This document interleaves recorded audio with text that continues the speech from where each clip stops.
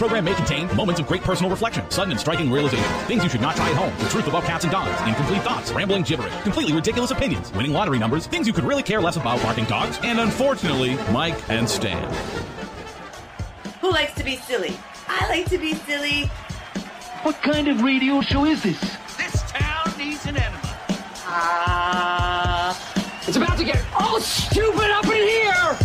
Get up, get on up, get up, get on up, stay on the scene. Welcome to an all-new Open Mic Live right here on OpenMicTheShow.com, IRNBroadcast.com, No Name Network, Raw Talk Online, 920 WON The Apple, and Bubba Army Radio.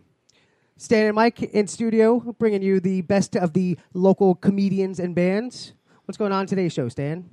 Well, this evening, it's a band that we happen to have in there. The Fabulously Funky and 15 other adjectives that they have in their bio, but I can't remember them all. Triple City Triple. How about Trigger City Trio? Y'all Trigger want to City. show up? I keep doing that. Like, I go to tag you guys in a post, and I type in triple. Fuck, no, it's a trigger, right? Twister. Do you guys get that at all? Ever?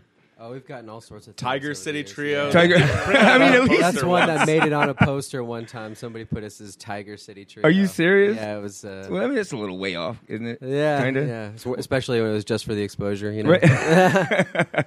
So we have Ryan SMILEY. Where are you? Right here. We have Tim Nichols. That's me. And we have Andy Gray. Recognize, bitches. That's me. That's Yeah. me. Well, thanks for coming in, guys. We appreciate it. How's Thanks everything? for having us. How y'all doing?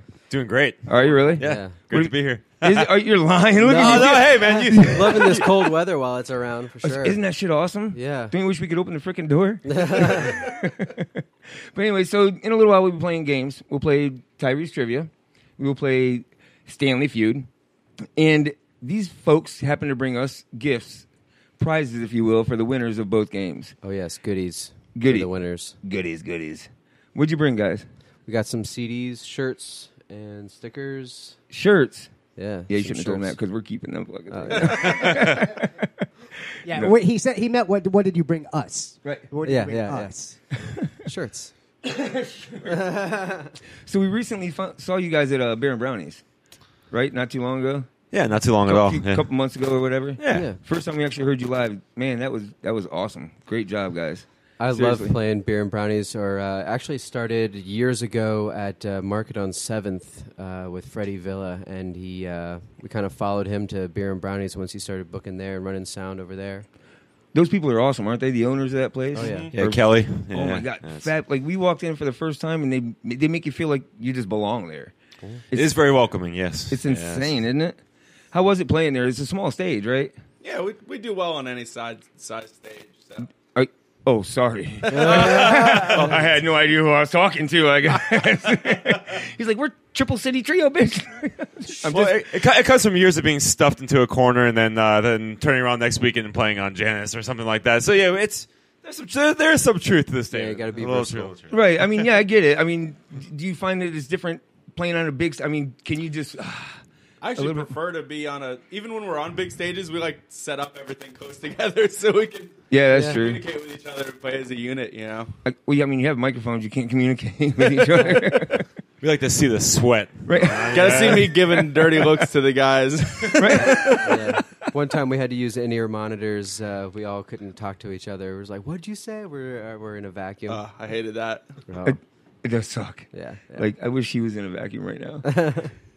I'm just kidding. Don't Me look too. at me like that. There went my mic. So what's going on with you, Mike? Anything happened to you this week that's interesting? No, not really. Thanks for keeping it going. All right. Oh, I was contacted by somebody, so we're going to have a new partner, which I did mention in the open. I was surprised that you didn't actually say something. I know. That's I was trying to Oh, give is that you what you that were trying to do? opportunity. Jesus Christ, it's your job. Can you do it? No, Okay, go ahead. I'm not very good at it. Yeah, so we were contacted by Rob Gargiulo. If you don't know who he is Bubba the Love Sponge's new executive producer, and he is also part of running Bubba Army Radio. And thanks to Mike Peter at IRN, Jonas Prisindu, and Steve Miller, all of them kind of put in good words. We will hopefully, starting this Saturday, I do believe it's going to be starting this Saturday, Bubba Army Radio is going to be carrying our show. Which is kind of huge, right? It's kind of a big deal. It's not too bad. I mean, we're going to go from reaching out to 30 people to about over 4 million. That's potentially yes. Right, so we can be rejected by a whole shit ton of That's- people. right, well, we're gonna get Hey, trolled. can we be a part of that whole thing? Maybe. You Well, will be. You're actually on the first show that we knew about that will be aired. So Oh, that's great, guys. Take us with Awesome. Yeah, because they're just going to take the show from the week, from this Thursday, and they'll play it every Saturday. They'll replay it. Awesome. And then once they realize that we are who we are, we'll be live. eventually, we'll take maybe by summer. But yeah, by May. No, congrats, guys. Congrats. No, Oh, thank thanks so you. much. Yeah, that's definitely a big deal. I'm pretty excited about that. Yeah, we don't usually talk about us too much when we're in here, but yeah, we can't help it now. Yeah, we're kind of a big deal now. Do you know who we are? You will. You ain't know. Now you know. So I don't even know. I mean, like tonight, who's the best performer in your band? Performer. I guess that could be argued what's, by, what's each the of us. what's the rubric? I guess I was going to leave We're that up all, to y'all to argue it out, bro. we're all. This is called I'd say filler. It's. I was just kidding. You don't really need to answer that all question. we all complement one whole of a team. We're I a mean, team. you don't really think I was expecting you to Yeah. answer that. Well, I mean, I like. Well, usually we get the usual. It's like, so how'd you meet? What do you guys sound like? It's like, Oh, we'll get you to that guys later. already know what we sound like. So We do already I know like what you these sound like. questions that make me think. Oh, you can decide who you think is the best performer in the band. And that. Come out and see us and let us know what you think. Yeah, that's. Well, you guys have. So, Yeah, so not again. Who gets more tail? Who gets what? More tail. Oh, well. We all have girlfriends, so we can. Get Oh, whatever we damn want. it. So nobody. No, wait, on a regular none of us have basis. girlfriends. None of us have So girlfriends. you None of equally us are all get married. no tail. Wait a minute. They didn't say wives. They said Oh, girlfriends, okay. Whoops. bro. There's That'll a big difference. change. Oh, you're rock stars now, so you might actually get a little bit more. So another thing we did this week was we went to an open mic, a pretty stacked open mic. That's the right, other day. Pegasus. Pegasus. We had comedians. Camber. You guys like comedy? Oh, yeah, sure. Hate comedy. Except for Andy. Yeah. I'm just shitting you. He must have. He must No have just sense watched of the. humor whatsoever. He must have just watched the Amy Schumer special. Why in the hell would I do It was that? horrible. Was it really? I can't even get through it. It was just bad. So I'm right then. She's terrible. Look, I've seen her stuff before, and I thought she was funny. This was bad. I like her TV show more than her stand-up, but maybe that's since she has writers. Because she for that. steals it from other people, apparently. I like that though. That point because she has writers for that. She's got writers to back her up. Yeah. Writers. Yeah, Dave Chappelle that doesn't know that he gets steal. Yeah, 'cause he use his sucks. joke. Dave Attell also was one of them. Did she actually steal from Carlos Mencia, even though he stole from other people too? I think. I don't think that's stealing. So she didn't It's like a steal it from him, baton. She stole it from It's like a relay. They just hand it off and keep running with it. cheers now. Sloppy seconds. Right into Have the fun. original. Exactly. So I mean, if you watched her stand up and you watched her shows, so you watch some comedy here and there. Yeah. Who do you like? I mean, it may seem like everyone says this, but Louis C.K. is probably Yeah. my favorite. Oh, definitely. Everyone says it for a reason. I like Richard Pryor, man. I like some of the classic guys. Eddie Murphy has some great George stuff. Carlin, if you're going back in the day, or You can some go of the back angry before you- guys. Bill Burr. I like Bill Burr. Yeah, he's fun. He's kind of a womanizer, but I think he's still funny. Which is why you like him. Don't lie. Yeah, just a little bit. Not despite of that. Is she listening? For that. Bill Cosby's my hero. Yeah. Wait. I like his style. No, Richard Pryor actually was the first tape. Remember back? You guys remember cassette tapes? I do, yeah. I remember those. Yeah, How old are you guys? Let's go around the room. 28. 30. Sweet. Kids. But Richard Pryor's Live at Sunset Strip was the first tape that I actually played so much that parts of it wouldn't play anymore. Wow. Wow. Yeah, seriously. And then, Like porn? no, that shit still plays. I only need 15 seconds in a fucking time, dude. I can't So it wear it lasts out like forever? that. What the hell? Only at the good spots is wore out. The good spots? Yeah. I think my idea of a good spot and yours is different. Oh, What's mine's not your- the G spot. That would be a good spot if you could find it. It doesn't exist. So what would be your good spot in a porn then? Oh, it depends what kind of mood I'm in. Oh, Do I will want you set the mood when you watch porn? Oh yeah, sometimes I light candles. Sometimes I play music. Sometimes I keep my pants on. It's There's no way to fucking watch porn alone. in the pants. He's over there rubbing himself. You gotta have the friction sometimes. Why you gotta bring porn into? They're freaking out over there. They're like, I hope they keep their fucking clothes on. So uncomfortable. Is it really? No. He's You put a VHS. That's all I can think of. I think he's over there thinking, I've been thinking about taking my pants off since we got here. Welcome. Make yourself at home. It's not that open, bro. Don't mind if I do. I got some music coming up here shortly. Some box wine in the corner. Some box wine. And some candy in the jar. Don't mind that it says Xanax. It's fine. Does Xanax actually say Xanax on it? I don't know. Doesn't it have like a Z? No. I've never eaten fucking... I never look at it when I pop them in my mouth. I think it's got a number on it. So you're smoking a vape over there, right? Yeah. Vape stick? Views, yeah. Okay. Like, we had a comedian in recently that did a joke about vapes. He calls them the look at me sticks. Because it's not talking about the sticks, because you don't blow big clouds out of those usually, right? Right. What were those? I call those douche flutes. Douche flutes. I like the term mouth fedora. I'm glad I didn't wear my fedora tonight. That would have been embarrassing. But, so you agree then. Well, those guys that sit there smoking, and just, all of a sudden it turns into a magic show, you know what I'm saying? That's ridiculous. The favorite one is if you're sitting at a red light and all of a sudden the car in front of you looks like it just caught on fire. This is incognito. It's just, trying to quit smoking. So. Are you really? Yeah. And that's working for you? Is that helping? Yeah, I've actually been on these things for about a year. How long have you smoked? Since I was 12, 13. Oh, really? So, 4 years? No, just kidding. You just look young. Thank you. It took me 8 months, about 8 months, and I weaned myself off of that. What, smoking? Mm-hmm. I did a cold turkey and quit for a year straight. That's the worst kind because you started back up. I haven't smoked in 3 years. I did cold turkey, and I'm still good. I'm 5 years now. I like your style. Good. Congratulations, brother. Yeah, how about you, buddy? Okay, so we're not talking about me, bro. This is about them. Damn it. Have you tried to quit before? Actually, no. Oh, really? Never really thought to, but actually, I was diagnosed diabetic about a year ago. Jesus Christ. So, first thing to go was smoking. Yeah, good for you, brother. I mean, so if you weren't diagnosed with that, do you think you would have quit? Probably not for another couple of years at least. He's like, he had a time limit. He's like, all right, August of 2019. Everybody's got to grow up eventually, I guess. Liar. Don't tell me what to do. Have you ever? Oh, you smoked. Have you ever smoked? Yeah, I was a smoker. Yeah. Were you? Yeah. For how long? Steadily for 5-6 years, and then I've been on and off thereafter, and every once in a while I'll have a cigar or something like that. But, so how about smoking shit that works? You know what I'm talking about. Peyote? Have any of you guys ever done that? Let's all just smile and nod at each other. Smile and wave, boys. Helps diabetes. They're in a band. He's like, it's medicine, bitch. Is it? Oh, my God. Well, listen, now that we put him on the spot, why don't we play a game with him? Because Let I'm him not relax. ready for a game. How are you not ready?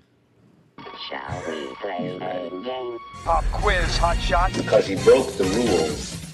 What rule? You did it! You did it! I knew you would! I just knew you would! Let's just do it. Let's meet this thing head on. And you were in it to win it. Welcome to Facebook Live, Connie and Mike Irwin and Ann, if you're still there. I see you. All of our friends in the chat board. Nitas, Tiff Monte. Is that too low for me? That is too low. All right. Anyway, Tiff Monte, Nitas, Tiff Monte, a bunch of them. Gobble. I am Deo, Lexi, and all of them. Okay, so we are going to continue on until somebody stops me with fake news. So I'm going to give you a headline, and you tell me is that real news or fake news. The headline may not be real. I may alter it, but it's not going to be something from The Onion and me calling it a real headline. Got it? So, okay. All right, so we have you guys involved. You don't got it, but we'll explain it. We'll play it. We'll figure it out along the way. So you guys are involved. When you pick one of those balls up and throw it behind me, try not to hit me in the eyes, at least. That's what she said. Oh, look. He made it stick. 13. That's what she said, too. Or 6. Is that 6? All right. It looks like 6 from here.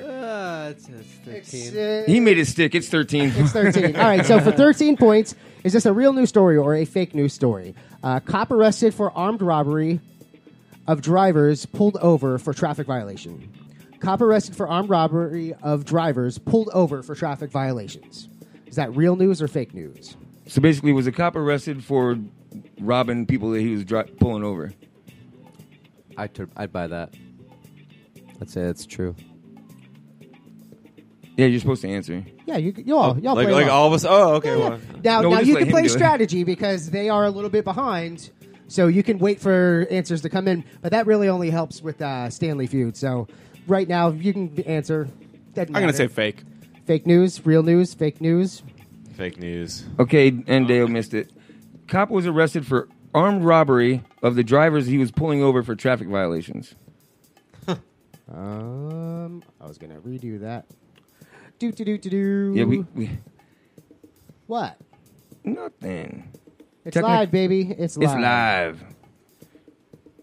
By the way, you can play along with us on Facebook Live or openmictheshow.com in the chat board. You don't even have to sign up for a stupid account. You can be anonymous. You call the cops on us. Send them over. Assholes.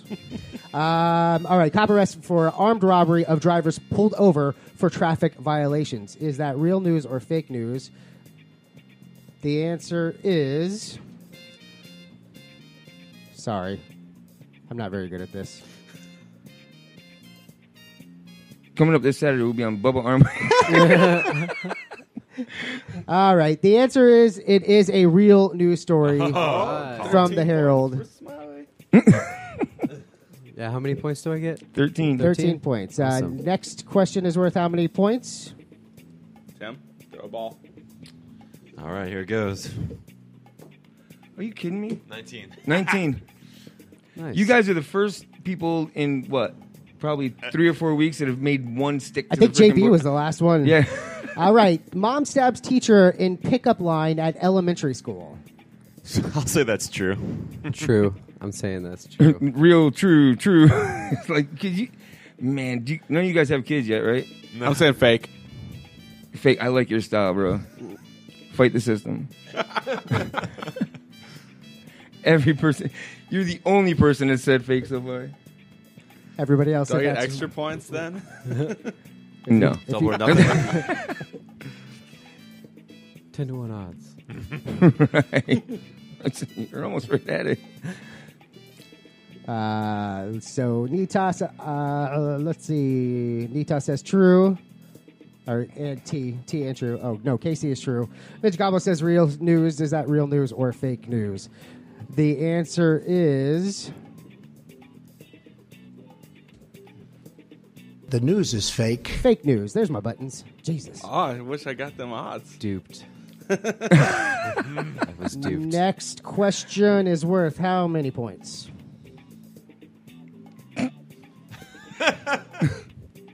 There you go. There's my boy. Man attempts Guinness glory by climbing stairs on his head. So he tries to break a Guinness Book World Record by climbing stairs on his head. Mm-hmm. Like a handstand? Yeah, Like how do you climb Right. stairs with your on his head? head? Right. Like a backwards slinky. You just keep going Well, back up. you know people that like paraplegics or whatever, they don't have arms and legs. They always do something that's challenging. So maybe he doesn't have any arms and he literally is on his head just dunk, dunk, dunk. Take some neck muscles to do that. You ain't Fake. kidding. I think that's fake. Yeah, fake. I'm going to say real. Oh, we actually have some reels this time on the board. And by the way, that last news story was the mom actually pulled a gun on another mother in the parking lot. She didn't stab somebody. Lexi says true. Nita says fake. Scott fake. Gobble says real. For how many points was this? 4. For 4 points. Man attempts Guinness glory by climbing stairs on his head. The answer is... Absolutely real. That's a real news story. All That's right. probably that first. Momentum going now. And he's taking the lead. He's here nailing it. for Trigger State Trio. Within Trigger State Trio. Next question is worth how many points? Am I not giving them enough time? Oh! We stuck another one. 13 points. Another 13. Holy crap, this kid's on fire. I hear you, Lisa. All right, I guess I She got to got wait it. a little bit more. I give her the points. Okay, good for you. All right, next question was worth, what was that, 13? Yeah. Now you can give oral sex long distance by licking your phone. Is this a real news story or a fake news story? It may be a real news story. I just wish it was a real product. Teledildonics. Look it up. Basically, I'm going to go with true. I'll say true. Fake. I'm saying fake. There's an app for that. For the lead.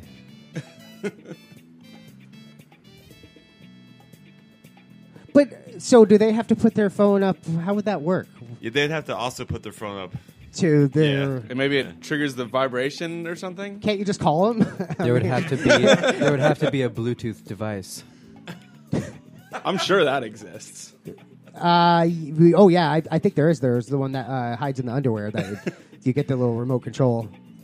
Allegedly, a guy did that on the internet to his girlfriend during Thanksgiving at dinner, which I'm going to call shenanigans because that's probably fake. It sounds like something these people would do. All right, is everybody in here? Do I wait? You can now give oral sex long distance by licking your phone. Is that a real news story or a fake news story? How many points is that worth? 13. 13? Absolutely real. That is a real story. Which I know they were talking about that about a year ago. They were actually talking about the technology for that, which is fantastic. Just because we can do something doesn't mean we really should. Next, let's see. Next story is worth how many points? 18. For 18 points. Nice throw, Tim. Man induces vomiting on dog that ate marijuana brownies. So man induces vomiting on dog that ate marijuana brownies. I'm going to say true. Yeah, that seems pretty legit. True. I mean, chocolate's not good for dogs, you know. Yeah. There's too much weed, they'll get sick. Yeah, he didn't want his stash back. He was trying to make sure the dog didn't die.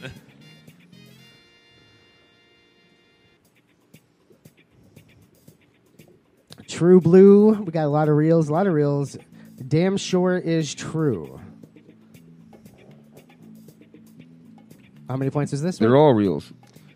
What was this one worth? 18. 18 points? Woo! All right, so man induces vomiting on dog that ate marijuana brownies. Can only assume this happened in one of those cool states where it's legal. The answer is... in here somewhere. The news is fake. That's a fake story. Oh, everyone's wrong. I totally made that up, and I put marijuana in there so you guys would think it was real. Last story is worth double. So it's worth 10. So 10 points. Let's do a score update. All right, we got Ellen with 30, Ryan with 13, Andy with 36, Tim with 26, Endale with 17, Lexi with 4, Gabo with 17, Smitty with 13, and KC with 13. Wait, am I winning? Yep. Sweet. All right, so this one was worth how many points? Double 10. Double 10, so 10, 20, or 5, 10? 5, Double 5. All right, double fives. Police receive more calls from Chuck E. Cheese's than some Tampa Bay area gentlemen's clubs. Is this a real news story or a fake news story? I'm going to say real. Yeah, Chuck E. Cheese is a creepy place. I'm going to say real. Real. Those robots, man. Have you ever seen the Saturday Night Live parodies? I don't think so. They just go bonkers, like, and they get closer to you, and then they end up killing you. So we got falses and trues, mostly trues on the board. Well, nope, now it's split about 50-50. Real news or fake news for 10 points. Police received more calls from Chuck E. Cheese's than some Tampa Bay area gentlemen's clubs. The answer is... Ready? You ready? Absolutely real. That is a real news story. The gentlemen clubs, they have good security. Yeah, we come to find out. I was just at a few. I didn't seem to think anybody was really rowdy there. They need better bouncers at the Chuck E. Cheese. I think that's the moral of the story. Or which clubs were they at? And you know what? That's true because I've seen a lot of like Facebook or just YouTube videos where a fight breaks out in Chuck E. Cheese. For some reason, it's usually in Tampa. Are we the only place that has Chuck E. Cheese? They are it's national. If they're making fun of it on SNL, then it must be at least. Yeah, that's a good point. That could be. I know the guy that made them was one of the co-creators of Apple. The first one that branched off. Oh, really? Right. Could have made that up. That could be fake news, too. So do we have a winner? We do. Andy won the game with 46 points. Here's the problem with that. He gets his own prize. Yeah, you can't take home your own stuff. I'll give my prize to the person who Came closest, The or person who's not in this room that was the runner-up. Okay, that's LMDAO with 30 points. So for 30 points, Ellen wins. Gagoosh times 30. Well, or 10. Congratulations on getting the pity prize there, lady. Cheers. Now you don't have to get her anything for your anniversary. Right, exactly. All right, we are going to take a break. When we come back, more with Trigger City Trio. You can get involved and ask questions if you want on the chat board or on Facebook Live, Open Mic Live, or Facebook / whatever. If your friend's there, you already know how to get there. We will be back.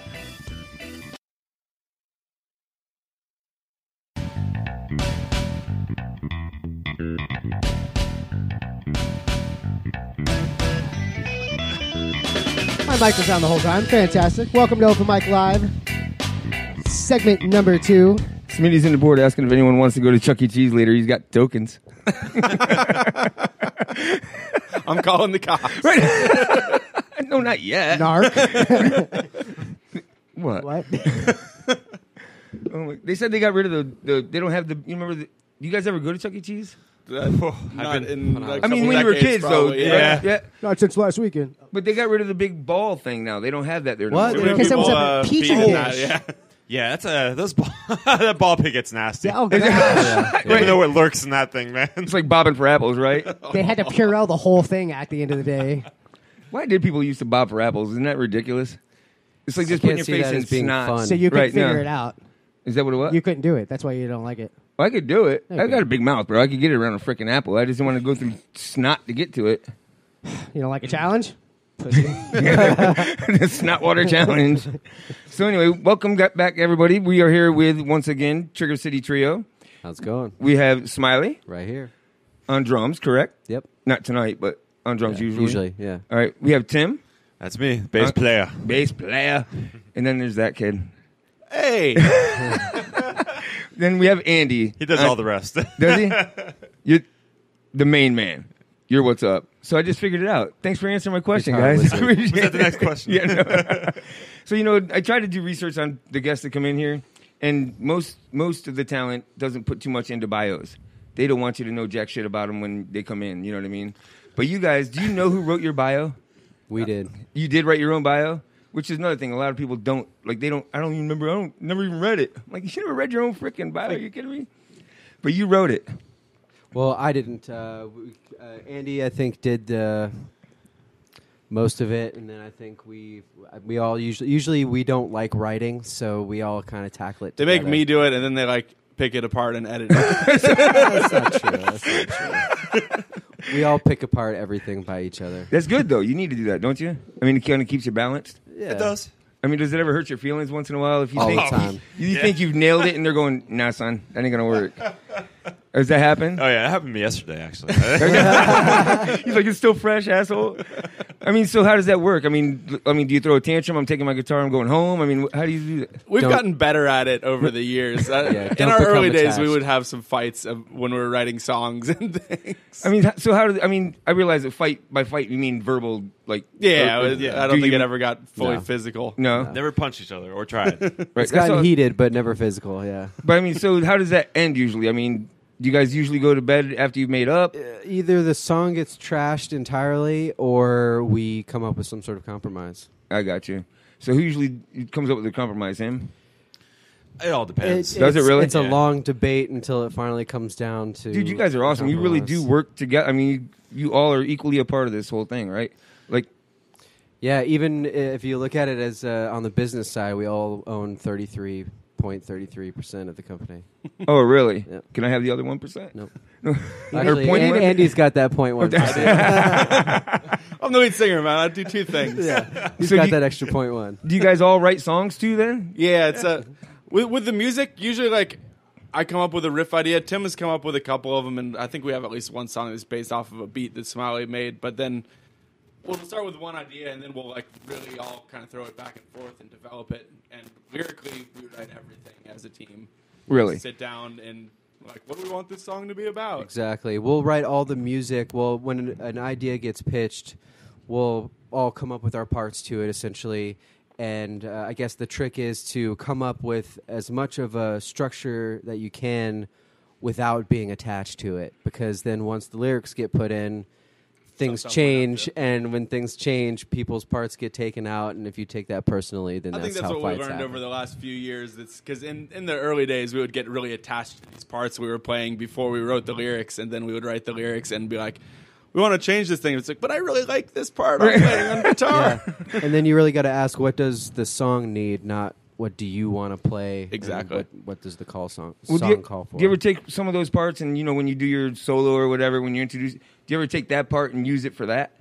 That's a good idea. Because, that's a way to sneak it in there, right? Because that's your time. When you do your solos, you guys don't have to agree on what you're going to do, right? You guys get to choose what you're going to do for that. I still got to play over the chords that are happening. I got you. Yeah. I think even in those moments, the showcase moments of the solos, we still try to play for the song. I got you. Yeah, so you try to keep it relevant. Even the solos are deliberate. So now you told me about the lyrics. What about the actual music itself? Because that seems like it's the harder part to write.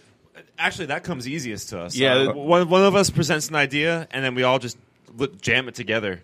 And then we develop different parts and different patterns, and then the last thing that comes is the lyrics. Actually, so you develop it through jamming. Like you don't just sit there and write. Well, a lot of times it comes from like me singing something into my phone or playing something, because I'm constantly like coming up with musical ideas, and then like yesterday even in our rehearsal space we got together and I kind of pulled up a few of the ideas that I liked and ran them by these guys, and then we kind of came up with some new parts to them and developed them a little bit more. That's how a song is born. That shit's fun, right? Yeah. That's got to be the best part. And when you finally get to the end of that, and you're like, hell yeah, this shit's going to work. When it's fully complete and we're like, all right, it's gig ready now, Right. That's the best feeling in the world. Totally. How often do you guys practice outside of just going out and performing? When we have big things on the horizon, we tend to be motivated to get together more often. Right. And it was great to get in this. We were in the studio for 5 or more hours yesterday, and it was great just going over new ideas, 5 or more new ideas that Andy presented to us. Plus a couple other fun songs, one by the Beatles and which one? Strawberry Fields. Oh, really? Yeah. Forever. But and then we're also covering a song from a local band, Resonated. Yeah. Resonated is the name of the band? Yeah. Yeah, my brother plays bass for them. They're like a reggae funk band, but they're national touring. They're killing really? it right now. Yeah, That's we awesome. actually just did a contest where they did a challenge for local bands to cover one of their songs, and Andy did a kind of just like it's like a finger-picking folk version of their like reggae funk song, so it was pretty funny. And so we went to the studio that we recorded our album, Black Toe Studio, and shot some video of Andy just playing acoustic, lit some candles, made it look all ambient, and threw together this video, and it actually turned out so well that we thought, why not actually learn this song? Let's make a Trigger City Trio version of this Resonated song. So now we've got a full-on hard rock version. What? Go ahead. You have I something was to say. so Kenny, if it's all right, we'd like to play that song from time to time. Oh, yeah, right. Exactly. Yeah. Please and thank you. As long as Kenny. we don't record it, I don't think they can stop us. Go ahead and try. So do you find that? Did you used to get together more often when you first got together? You know what I mean? Formed the we band. first met, we got together every day. We lived together, man. For the first few years of the band, we lived in the apartment together. Really? Actually. Yeah. Oh, yeah. Who left the most clothes laying around the apartment? Andy. Probably me. I'm a slob. Look, he made it. It's like a newlywed game. I was the one that would sit around in my boxer shorts on the couch. Yeah. Did they bitch at you for it? Eh. Not that you cared. I'm just asking. Did they? Every now and again. I don't remember a lot from those As days. roommates do. Did you cover the Gilligan's Island theme song? Rock that bitch out, I dare you. Yeah, it's not coming right to him by any means for some reason. I don't know the words. I definitely don't know the words. How long did you guys live together? It must have been 2 years, maybe. Oh, 3 really? years. Yeah. So that's a considerable amount of time. I Yeah, mean, basically, we formed the band. Me and Smiley lost our day jobs, and then we decided, hey, let's be a real band and move in together and make something of ourselves. We all lost our jobs at this. Well, Tim and I lost our jobs at the same time. Andy was already playing music, and we just thought, well, let's cut costs by all moving into a small place together. Right. And first few months, I remember we were busking for rent. And what's busking? Is that like corner street work? performing? Yeah. Oh, street performing, but not like that, right? Yeah. Well, I don't know. You've never heard that before, busking? No. Yeah, I guess this is a term for street performing for cash on the Is street. it something you made up? No, I Is guess it a it's a real term? northern term, I guess. Oh, it is? So we can run by him and go, you busker. Yeah. And Busker rhymes? I don't know. It's I the like only it, though. term No. I've heard for it. I'm gonna stick with it. Yeah, and then but then we grew. We grew it as a business, as a band. Got our name out there. Started gigging more. How'd you do the drums? What do you mean? When you were busking? With sticks. No, I have a would you- cajon. buckets? Or, okay. Yeah. Actually, I would stick a shaker in the heel of my shoe so that as I'm bouncing my leg playing the cajon, it would kind of have a shaker going. And a lot of people have never seen that before, so when I would do it, people would be like, "Wow, what's It was in hard his for me to shoe?" visualize. So. Yeah, we actually played on the news and. Channel 10. Yeah, man, on Channel 10, and the guy's like, "Is that a maraca in your pants?" And I'm like, Are you just happy to see me? I'm just like, yes, it is. That was probably the best moment of that. That's hilarious. Was that live that he said? Yeah, Studio live 10. Channel 10. Get the hell out of here. Yeah. Is that a maraca in your pants? You guys I remember when we were about to play a song, and then I was like, "Do you remember the lyrics to the second verse? How does it start?" I was so panicked. And then But I remembered them. Those robot cameras. Yeah, that it's just the came robot out of cameras this through- trap door in the middle The of the robot performance. cameras. Yeah, there was one camera when we started playing, and halfway through the song, this door just opens, and these robot cameras start Like pouring four of out them. it, like 4 of them. Look like R2D2. And they're like doing this dance around us, like while we're playing, and it was the most. It was the hardest to keep Strangest backup concentration. dancers Yeah. ever. Dude, that's got to be weird as shit. It was pretty weird. It was pretty weird. It was a trip, man. It was a cool experience. Oh, it was a blast. I mean, they didn't even warn you that these freaking robots were going to come They said out? nothing about No, the cameras, actually, man. they started conversation with us, and they went live mid-conversation without saying that. Okay, we're going to start now. They were like, all right, 10 seconds, and they just started having conversation, and they just went live I mid-conversation. like that. They didn't want you to get nervous. Yeah, they didn't want us to get nervous. It was a good tactic, but all of a sudden the light went on, and I'm like, oh, we're on right now. So did it work? I mean, did you seem to get stumped for a second and then, kind of... I think it was fine, once man. I They saw did the a great light, job breaking the ice. Yeah. They really did. That's awesome.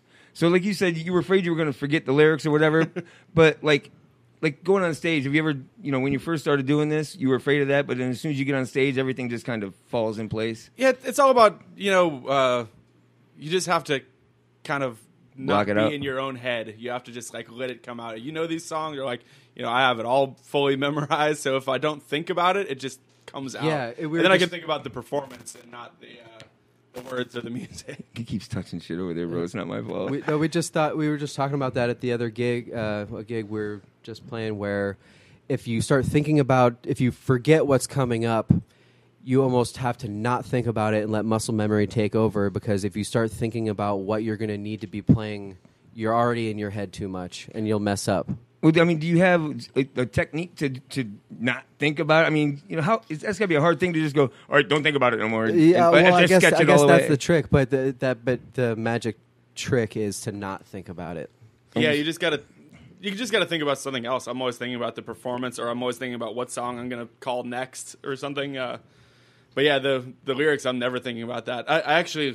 We played a show at the Hard Rock a couple years ago, and I don't know, somehow I was in the wrong frame of mind, and I was having this anxiety attack because every verse I was trying to think ahead about how the next verse started, and I managed to get through the gig, but man, I was panicking. I mean, do you guys ever kind of, when you see one of the other start to do something like that, is there a way for you to pull them out of it? Well, you don't really notice it. You just kind of talk about it once the set's done. You're like, man, it all happens in a head space. I got you. So you flubbed, obviously. If that happens, you flubbed in the middle of something. Do you just drive through that? I mean, well, it no wasn't one even notices? a flub. It was kind of him we just managed being to in get his through own all the head. songs. You just power through it, man. Yeah. And it always seems worse from our perspective than it does from the audience perspective, because we're well rehearsed. I got you. But those moments, we try to be as best as we can all the time. So those moments make us feel like sometimes, And Right. when actually a musical flub happens, we're all pretty good at covering for each other's mistakes. You might see us give each other a funny look for a second, but we'll oh man, I started a song. It's the look. The a look key ahead is of, always the give. It's always the tell. If you see one of us give the other one a glare, the one. I try to give it, when Tim plays a wrong bass note, I'll try to just smile at him or something, but he knows what I mean. We'll flash him the 5 like James Brown. James Brown used to turn around to his band members when they'd mess up, and he'd just flash them, an open palm 5. And that's how much money they're getting docked. That's how much from they're getting docked every time they mess up. I got a flub jar over there. Somebody says you need a safe word for when shit like that happens. Ooh, that's a good idea. Musical mistakes. That money gets added to the band fund. Yeah. Flub I'm fund. down. Hey, yeah. It's the flub fund. Flub fund. You're going to be out a bunch of money. No. Yeah. We're going to owe it a lot of money. Personally, but the band grows. This is true. Which is that's what it's all about, right? Yeah, exactly. I mean, growing. I mean, how much more comfortable are you now? I know, kind of in a percentage wise, than you were the first 6 months that you were together. Oh man, we've been doing this so long that it's actually we get excited when we get nervous because it means that we're playing a show that's really worth something to us. You know, it's like, and it's interesting also because the biggest shows when we have a few hundred people in front of us, things seem to come more naturally. You might get like more butterflies before the show when it's a big show, but once you're on stage and like people are giving you a good reaction, it's totally easy. Easier than playing for 10 people. It's much easier to play for 1,000 people. Really? I mean, why? I mean, can you put that into words? Or it's no? like an energy loop. Like, you know, That makes you're sense. giving something to them, they're reacting to it, and you're feeding off of their reaction, so it just makes you better, and then it makes them more excited, and it's a whole loop of energy feedback. But if you only have 10 people and half of them aren't really paying attention, you can really perform the best that you can. But you don't know who to make eye contact with Yeah, in the room. you don't really make eye contact. They're not screaming or yelling. If you were to say, "How's everybody feeling tonight?" And the one guy goes, "Great." Yeah, one guy, Right. no one's going to answer. But if you say, "How's everybody feeling tonight?" to a crowd of 1,000 people, At least 5 you're of them going to are get gonna a say riot. You know? Right. And even if they don't respond at first, you can say it the second time, and then they freaking go nuts, Yeah, right? yeah, you could say anything. Right. It's like, everybody stinks, and everybody's like, You all suck. Yeah. exactly, yeah. So what was the first big venue that you were nervous about going into and playing? Do you remember? State Theater way back in the day. Yeah, what was it? It was a band called Rehab that was out there. They were in, Yeah. and we played. We opened up for Stick Martin, who kind of was a more direct support role for them. And there was a good couple hundred people, maybe up to 400. It's it was a while ago, but at State Theater. Yeah, it was a State Theater. It was a pretty packed room. We also did a Dick Dale. We opened for Dick Dale a while back at State Theater, and that was a pretty huge crowd. And you get a little bit nervous, but then you get to go up there and play 45 minutes of your original music and just give it all you got for that time. And we all had a blast. We all go into it's almost like you go into a zone and time flies by. Your memory of that time even gets really foggy and weird. Or even it's like the Channel 10 sort of situation made me more nervous than being in front of a crowd full of people, because at least, like Andy said, the crowd of people gives you an energy that you can work with, whereas... You don't have robots attacking you. Yeah, you just have robots dancing around you and you're trying to act like you're having fun. And when they say, there's only 4 robots in the room, but they tell you you're playing to Raymond James Stadium full of people worth on the news... You're thinking, wow, how many people are actually watching this? There's 1 million people on the other side of this camera right here. And I can't see how they're reacting. Right, because people freak out with just Facebook Live. I can't imagine if I told them there was 1 million people on the other side of that. And that's why when at Studio 10, the show that we did, when the timer said 10, 9, 8, it's where the butterflies start floating a little bit. I could imagine. Sorry about that. I got all choked up by the whole story. So, in reading your bio, I noticed that each of you had your own little description down here. So, Andy is the art department and the wizard. Who came up with these descriptions? I did. I was trying to design the website. So, Tim is accounting and the Viking, and Ryan is marketing and the animal. This is actually the first time I'm hearing these descriptions, believe it or not. This must have been recently updated, I think. Is it recently updated? Not that recently. No. So I don't go on my own website. Now I feel bad. Like when you were sitting there and deciding that you were going to give each of you guys a name, how in the hell did you come up with Wizard for this kid? Well, also in the longer bio, it says that his guitar wizardry or something like that. And we always he's got a big bushy beard. We call him a guitar wizard. And he also has a degree in philosophy, so he's kind of... Do you really? Yeah, truth. Got Merlin over here. That's freaking awesome. Makes for good lyrical content. That probably does, right? Yeah, I mean, it really... Andy gets us thinking very deeply about a lot that we write. Does he ever get, too complicated?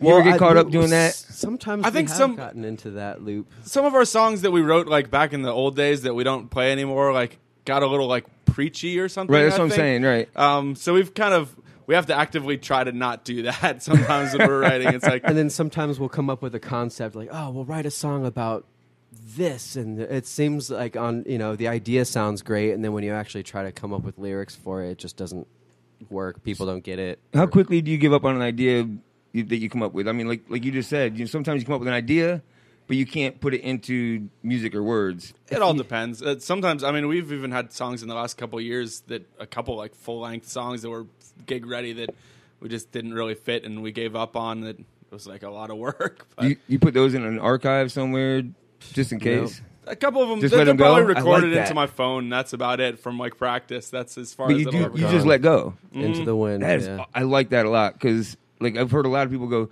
yeah, I don't like them. I'm going to go ahead and hold on to them. No, if you didn't like them, just let it go, right? I mean, and a lot of our best songs, we wrote them in one practice. It took us just a couple hours, Really? and it just flowed. And the ones that haven't really stood the test of time were the ones that we were stressing over and trying to fit this and that, and it was this big ordeal, but we got it finished. Those ones didn't really go that well, but then the ones that flowed out, those are the good ones. Those are the ones that are natural, I guess. Yeah, sometimes you have to try a little bit to make it work. Other times we try too hard and it just doesn't work in the end. And that's hard to not do, right? Because you want to do it so well, so bad. You want that to put your time in. so you overcompensate sometimes. Yeah. Right, like a short guy with a big truck. So, all right, let's keep moving. This is the Viking? Yes. So he pillages? I mean, what? Oh, I love plunder and adventure and Right. the great open sea. I mean, look and- at his haircut. Yeah, I've got the Viking cut. Is that what that is? That's a Viking haircut? It's a mohawk. It's huh? a mohawk. I mean, he's got the mohawk. He's tall. I thought every and fifth grader had that haircut. He does have Scandinavian blood. We found out he did his lineage or whatever with the swab test. Yeah. You did a swab test on him? Yeah, send in some spit and they Make tell sure you where you're. Make sure Tell you you where where you're from. Here, put this in your mouth. No, swab, bro. Calm down. So you, my friend, are the animal? Yeah. I mean, just because? Because when you watch me play the drums, I look like I'm an animal. Like animal from the Muppets? Yeah, exactly. I mean, is that where you came up with it? Was the animal? Sure. You're like, oh, I look like I a furry I guy. grew up watching the Muppets, man. Did you really? Yeah. I mean, Buddy Rich playing with Animal on the Muppet Show. I mean, that's. I kind of wish it was ironic. I wish he just kind of sat there as a jazz. Yeah, I guess it depends on the gig. It depends on the gig. If it's a quiet one, then. I wish you would have done stomp like on Oscar the Grouch's garbage can or some shit. Oh man, I remember going to see them. That was epic. Going to see Stomp. Did you? Yeah. It was awesome, huh? It was so cool. I mean, think all drummers had to stomp, right? Oh yeah. It was. I remember rule. back when Nickelodeon, they'd have those little video things where they would be chucking boxes and Right. a back room, but it was all the sound was done. Yeah, by I know what you're Stomp. talking about. Have you guys ever seen Stomp? I think I may have on a field trip in elementary. You think that's school or something you forget? No. I think I may have seen Stomp. Maybe I've got it confused with just seeing it on TV. I don't know. It may have been the Blue Man Group. I'm not sure. It's one of them. So, I mean, what intrigued you? I mean, what was the best part of going to see Stomp? Because I've always thought about that. That's what an interesting idea that they came up with. You know what I mean? So unique, and then turned it into what it is today. Well, I mean, I guess maybe drummers get it more because everything around me, on the table, on my lap, on the mic, whatever, everything makes a sound. Start hitting things with sticks, and you get musicians all doing it into a rhythm. It's it's more percussive than it is melodic. Yeah. I got you. Yeah, okay, I got you. So it's more about the beat. And it just builds and builds like a drum circle. So the more people you have, the more things you have on stage, the more garbage you have to hit with things. The more complex it gets. Yeah, more complex it gets. And like a drum circle. So it's just a bunch of hipsters standing in front of a stage. I'm sure that's how it and started. then you got guys marching around on big barrels, on their feet. And I they did one where they were lighting matches or something. I That saw was one where they were awesome. lighting matches. I saw one where they had like a styrofoam cup with a straw, and they were just moving the straw in and out to a rhythm, and it was sounding like a record scratching. And they were, I'm gonna be doing practicing that shit later. My wife's gonna kill me. Brooms on the ground, and they were I remember they were strung down from the ceiling on this wall, swinging back and forth and hitting all these metal things with like chimes. Gnarly. Just like Mission Impossible. Gnarly. He's like, I'm glad he went. But my dad was a drummer, and so he's, was he really? Yeah, everything, all things drums. We've always geeked out with that sort of thing. Don't call yourself a geek just because you're in the drum circle. I'm totally a geek. So your dad was a drummer? Yeah. Does he still play drums? For fun, yeah. That's what I mean. So obviously he was pretty supportive then of you growing up doing that. Oh, yeah. When did you start? When did you go? He go, you know what? You might want to do this. Or you just do it because he was? Well, my dad toured all through the 80s, went across the U.S. and Canada. Flock of Seagulls? It was a band called No One's Ark. I guess I stopped the party because when I was born, he stopped touring. So, but ever since I was old enough to hold sticks, I remember playing the drums before I could reach the pedals. Really? Yeah. That's right. I drove before I could reach the pedals. But then once I was old enough to realize what I was doing, I asked him for lessons, and he, legit taught me. Did you guys both start when you were younger too? No, I was like early teenager. Oh, really? I played trumpet in elementary school, but I was awful at it and had no idea what I was doing. So Dude, I tried to play, one of those saxophones or whatever it is. Fuck that, bro. I can't. I'm just making a mess of the thing. I couldn't figure out the saxophone. I can play the flute, which I was told was actually supposed to be harder than the sax to get that, but I don't buy that. Shut up, skin flute. Got it. Shut up. I let it go, bro. It was lame. Dick. Back in school band times, everybody was trying to pick out a trumpet or a saxophone Right. and everything like that. Recorder. And I was wanting to play the snare drum, and the teacher was trying to say, "You can't play the snare drum." I'm like, why not? Why can't I be the drummer? There's no drummer. Right. And, we don't want free thinkers here. Yeah, exactly. So I was always pulling to be the drummer. How about you? I started later than both these guys. I started, kind of end of high school, so maybe. No, I started dabbling in high school, and then once I graduated, I met Smiley over here, and then I was in my first real band. Right. I mean, I can see when you're younger, you kind of feel it's, you know what I mean. But when you get older, what sparks something to say, you know what? I think I want to start playing this. You know what I mean? Do you understand the? I mean, yeah. You start. I just started falling in love with it, and then as I gained abilities, it became more fun. I was able to do more things with more people, and then when I joined Smiley and the band that he was with, this guy Josh Cooper, and they were looking for a bass player, and I happened to be at the right place, at the right time, and slid right into that position, and based on a little bit I knew, and then they kind of brought me up to the next level, learning how to play with people, and did it come pretty natural? I think I had a little bit of a natural inclination, maybe. But really, I think it's just a matter of putting time in, man. That really builds a musician. Once you can get past that initial point where what you're playing sounds bad, once you can get past that point to where you're starting to produce good sounding music, then it's not practice. Then it's not after practice that. at It's that fun. point. It's fun, and then it just builds. So it's kind of like going on a diet. Don't expect to lose 50 pounds overnight. Exactly. You're going to see slow progression, and then It's a just lifestyle. live And the with first it. 6 months are going to suck really bad, but Right. it gets easy. Because, I mean, that's pretty impressive that you started later and you so naturally kind of just meld together now. Well, I at first I learned a lot from him, and then when we met with Andy, I learned a lot from him. So these guys have brought me up. But have you taught them anything? No. That's debatable. We'll see. Let them answer that. Sorry about that, guys. And so let's get back real quick before we close out of this to this bio that you wrote. Because it was like a Mad Libs freaking thing over here. Yeah. I've never seen so many adjectives in one bio in all my life. This is the first time I've ever just read a bio, but I got to do this. Trigger City Trio is a band of many colors, combining tight arrangements, soulful vocals, and Andy's trademark guitar wizardry. The trio weave together a unique, frequently funky sort of rock and roll, performing songs that explore love, war, adventure, and philosophy. We know where that shit came from now. Who brought in the war and the love? I'm just kidding. So Tim's funk bass wouldn't seem out of place in outer space, while Smiley's grooves ground the band with an earthy weight. The group delivers this package with a playful, energetic live show honed from years of stage experience. Dude, that's like a... Damn straight. Recognize, bitches! I forgot how much of that rhymed. That's good.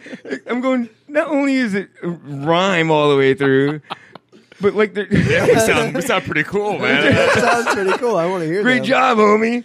He's like, I'm going to outer space now just to prove this shit. Yeah, if you heard no music and you just read that, would you want to hear it? Hell yeah. Exactly. I'd want that to be a song. Let's We make should it turn happen. it into a song. Y'all could do it, right?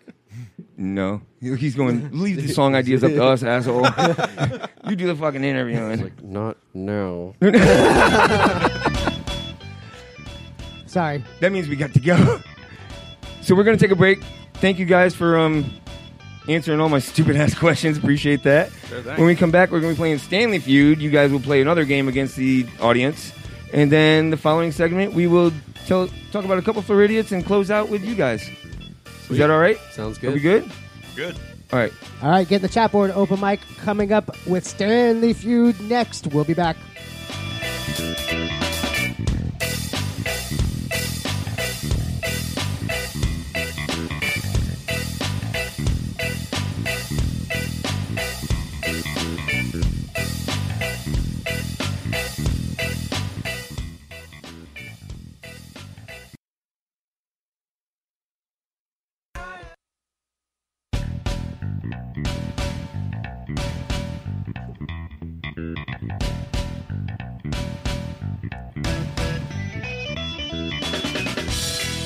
Welcome back to Open Mic Live right here on OpenMicTheShow.com. No Name Network, IRM Broadcast, Raw Talk Online, 920, and soon to be Bubba Army Radio. Before we get into Stanley Feud, I wanted to just mention that the songs that we've been playing during the break have been your songs that haven't been released yet, right? So you heard it here first, ladies and gentlemen. Sneak peek. Sneak, listen, and peek. I did that when he was in the bathroom earlier. With 4 robots. That's why it was a late zip. It's time for Open Mic's favorite game, Stanley Feud. Okay, so Stanley Feud, as most of you know, but maybe not everyone, is my version of Family Feud. I make up the questions. I'm all out of here. There's enough space for everybody. And then I actually surveyed. We are still at 88 people answering this week.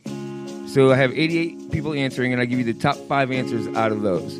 Once I tally them up, you know what I mean? You literally get the top 5 answers out of them. I don't agree with most of them, but it's not my call.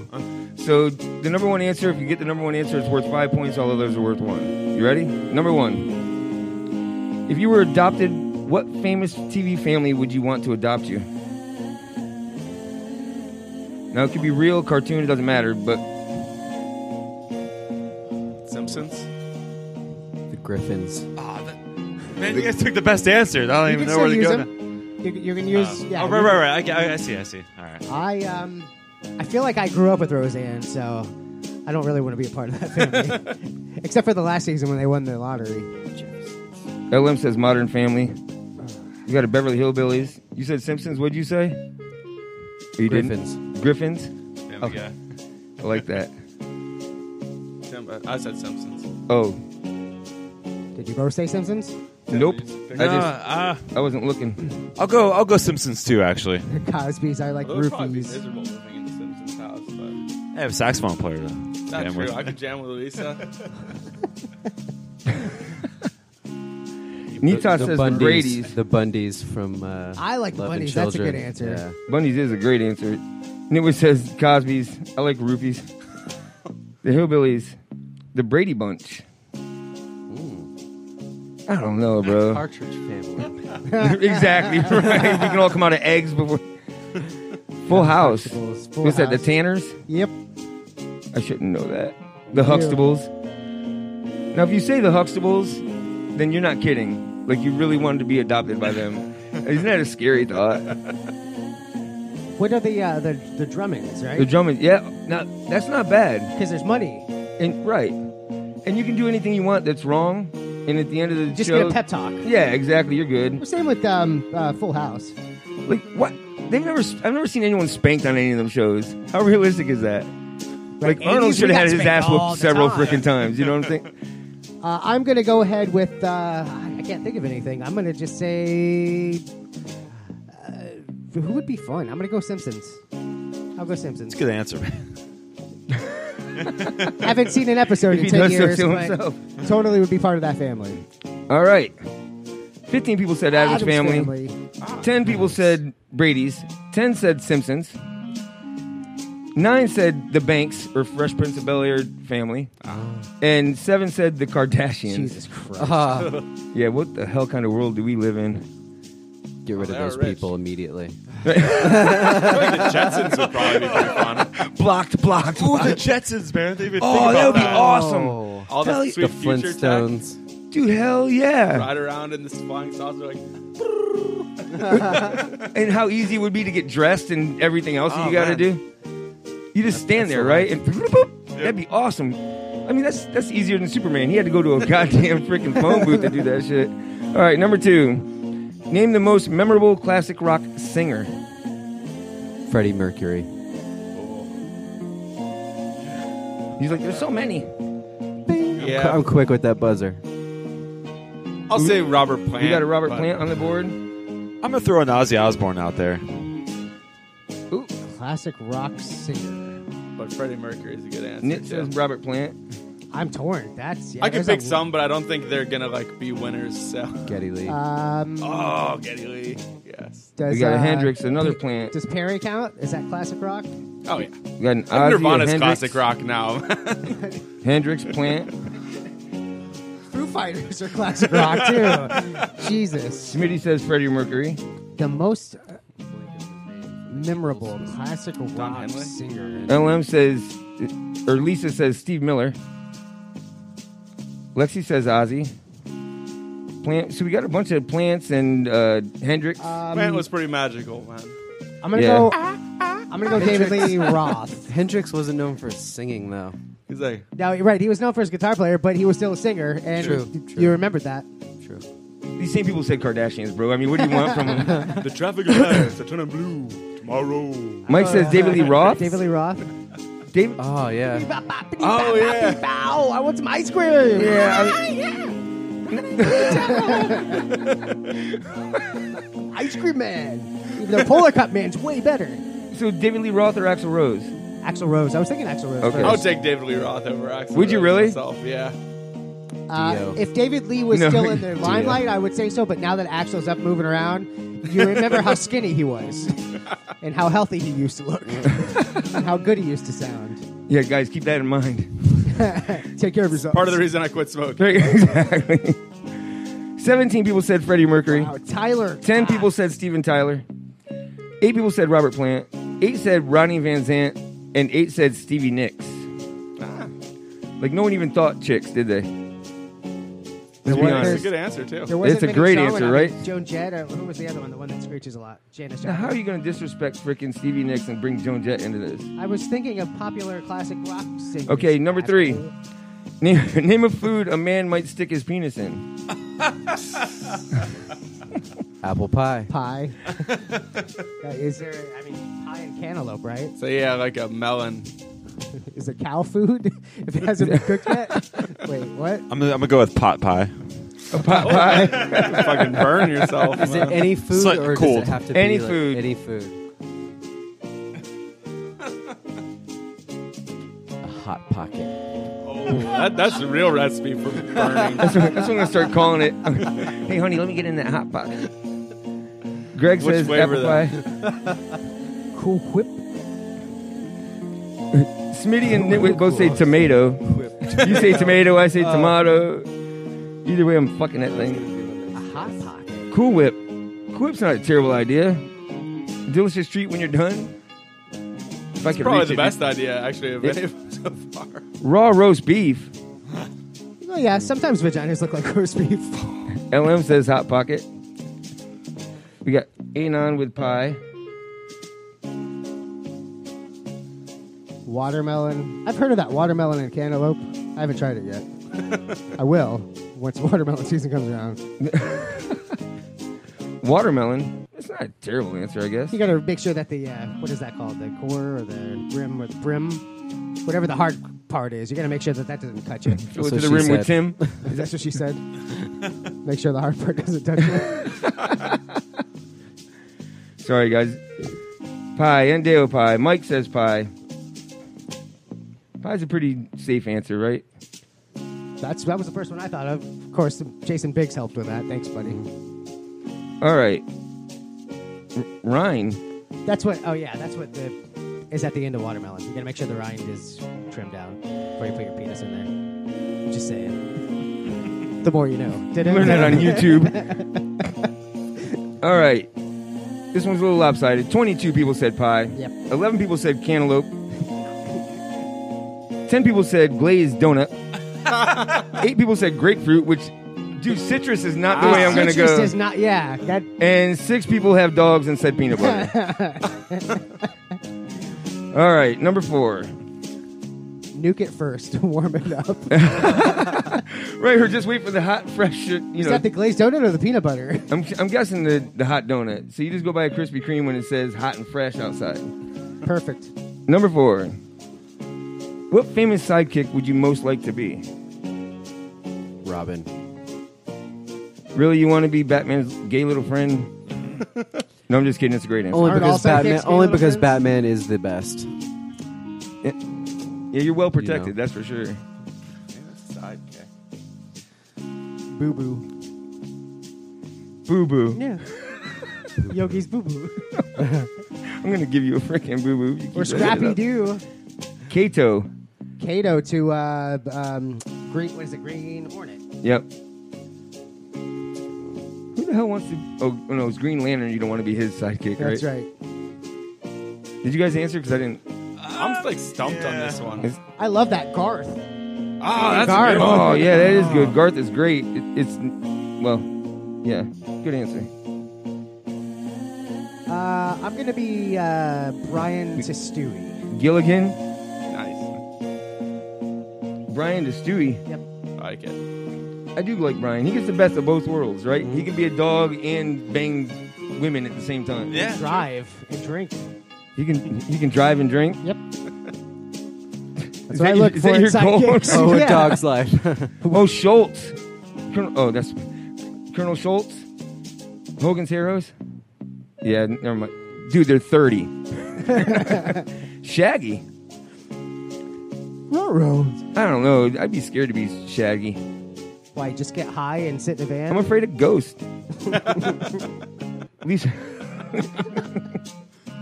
Lisa says Robin. Gobble says Robin. Maybe Slimer. Who? You know, from Ghostbusters, the animated series? Oh, Slimer, yes. Oh. He was more of a sidekick in the show than on the movie. I'd rather be Stay Puft Guy. That's a good one. Quagmire. Kato was Bruce Lee. Yeah. Ooh, I like that answer. Bruce Lee. He was no sidekick. He kicked to the side. Who would you like to be that kicked sideways the most? Who was the he's sidekick got a in that? sidekick. That's Was true. it Kato that was the yeah. sidekick, or was it the other guy? Who was the other No, guy? Kato was the sidekick. Okay. That's what I thought. That's what you thought. That's what I thought. Well, Penny to Inspector Gadget. And I'm sorry, it was Sergeant Schultz. Okay. Like, I didn't explain that no one gave a shit the first time, so Smitty would thought he would Continue go ahead and correct explaining me. it. I'm just kidding, Smitty. I'm glad you were No, here. I'm changing mine to Garfunkel. I want to be Garfunkel. Garfunkel. I'd say he's the sidekick. Yeah, I wouldn't want to be Odie, I can tell you that. Oh, you said Garfunkel, like- not Fields. Skywalker to Kenobi. Oh, that's awesome. Maul to Vader. Yes. I've been called an Ewok. Does that count? All right. 20 people said Robin. 15 said Watson. 9 said Tonto. Tonto. 6 said Harley Quinn. And 6 said Kato. Does anyone know who Harley Quinn is? Yeah. Yeah, she's Joker's girlfriend. Or creation, right? Didn't he create her, basically? Sort of. Made her Yeah, insane. I guess so. That's how most women should come about, but no, it doesn't work that way. They're still insane. Yeah, you can't even train them, let alone create them. All right, so real quick, we're going to I go over did with my rib, right? So we're going to go over the points. When he starts talking, you can continue. I'll allow it. Jesus. So Tim has 1, Andy with 2, Lisa 329 with 6, Nitos with 3, Casey 6, Mike 6, Knit 1, Smiley with 15. This kid's on fire. Scott with 6, Smitty 5, Greg 5, Anon 5. Everyone else has 5. Anon, Endeo, Lexi, Ngobble. Yeah, there's a shit ton of them, bro. It's not my fault. That's why it takes so freaking long. All right, the last one. Here we go. The number one answer is worth 10. All others are worth 5. Are you ready? Name a famous Andrew or Andy. Andy Dick. Andrew WK. I was thinking Kaufman. I mean, you can keep answering until one of them's on the board, bro. It doesn't matter. Did Andy from Toy Story have a last name? Did who? Andy from Toy Story. I don't know. Okay. Nita says Kaufman. Kaufman's a great answer. Andy Gray. Griffith is a good Andy answer. Warhol, that's probably Andy Griffith. Andy Gray. Come on, guys. Andy Gray. He was a Scottish soccer or football player. Was he? Raggedy Andy. I'm going with that. And Dale says Griffith. Rooney. Rooney's a good answer. Andy Rooney. Oh, yeah. KC says Griffith. The ultimate critic. I'm going to go with Andy Rooney. He's so judgmental. I love him. Griffith. We got another Andy Dick on the board there. Smitty says Warhol. Warhol's a great answer. Yeah, I think that's the coolest answer. Oh, Smitty, he thinks you're cool, dude. Andy McAnillis. You haven't met him. Andy Milonakis? That one. That guy. Yeah. Even if someone did answer it, I can't spell it, so it wouldn't be on the freaking board. No, It's kind of biased. Lexi says Griffith. We got another Rooney. Just... Lisa, we don't care if you spell correctly. It's chat board. Greg says Griffith. Another Rooney. Oh, that's hilarious.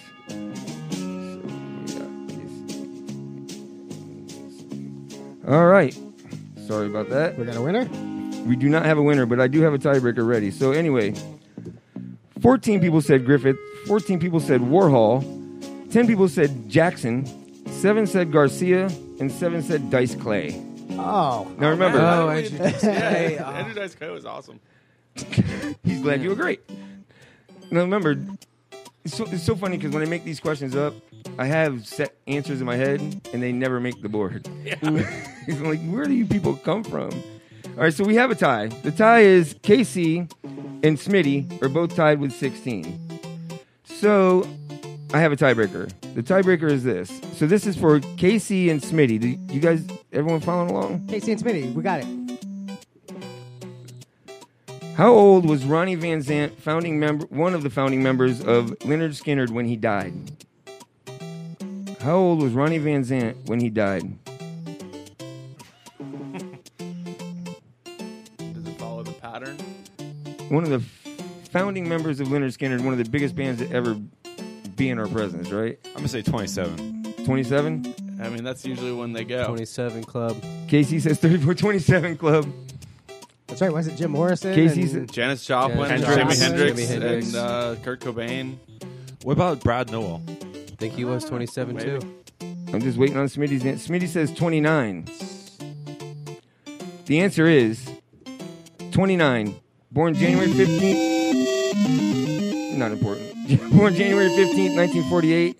Died October 20th, 1977. I just thought that was extremely young for someone that was a founding member of such an influential band. Yeah. You know what I mean? I don't know. It just seemed... I wasn't ready for that answer. When I looked it up, I'm like, holy shit, 29. Yeah. I had no idea.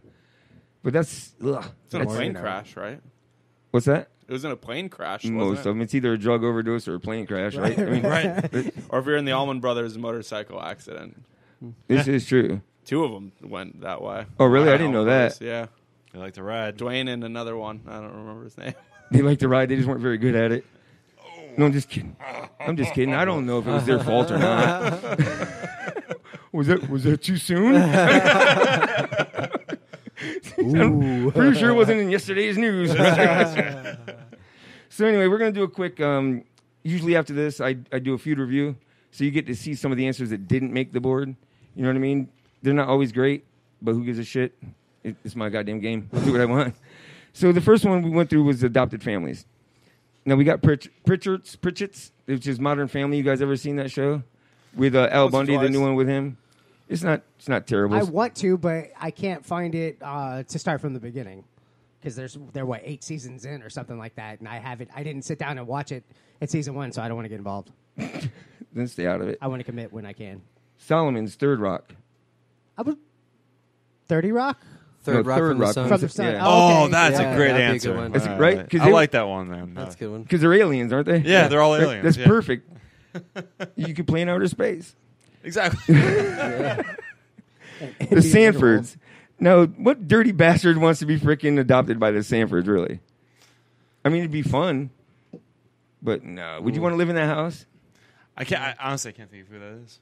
You don't know who Sanford and Son is? I never saw an episode. Well, I'll put it this way: it's like living with him again. Zing. No, they own a junkyard. I mean, I can't believe. I'm not going to get into it. We'll talk about it later.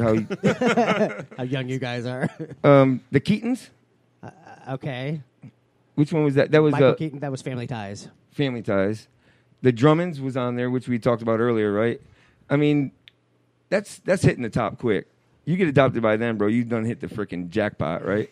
Seriously. Right? You got Mrs. Garrett in there teaching right before she goes to the boarding school to teach the girls. You can catch a ride over there. Exactly.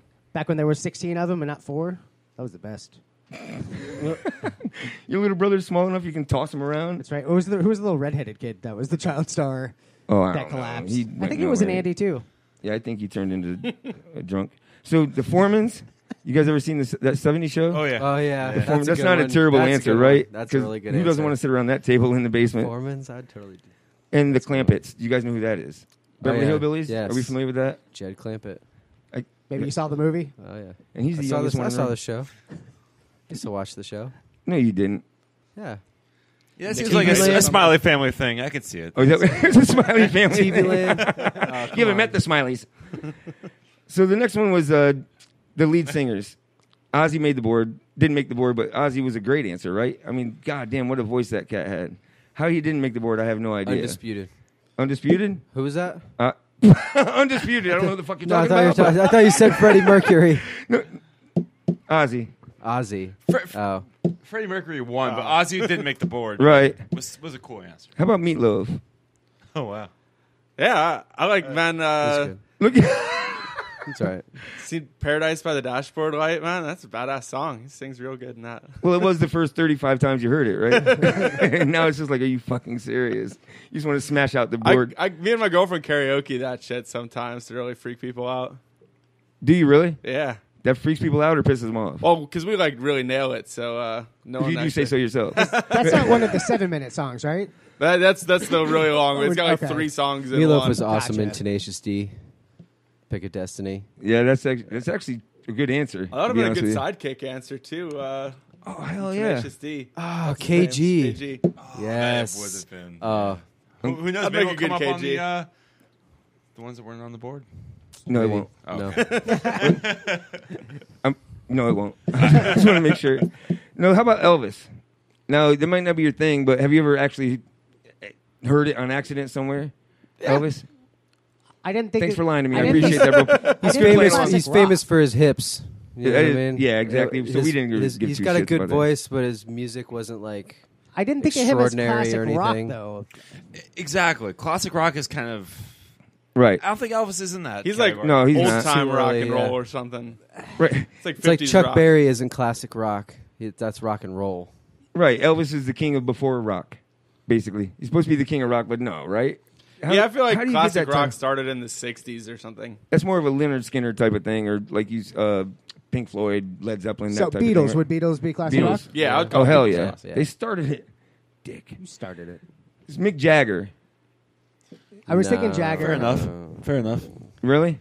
I mean, are we talking like top 5 answers though? No, like, just like at this point.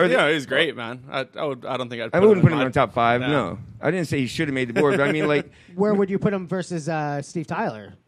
Oh, no, I put him about the same. I would rank Steve Tyler above. Me I think too, Steve yeah. Tyler is a better singer, but I would take the Rolling Stones any day over Aerosmith. Oh, really? True. What's funny about the Rolling Stones is I you agree either with like that. them or you hate them. Like, I found that throughout the years, you know what I mean? I think they're like a band that they don't have a lot of great like albums the whole way through, but they have a ton of great songs. Right, exactly. That They're- have stood the test of time. That they were able to change with the times and stay current. I would say the for same so thing long. about Aerosmith, though.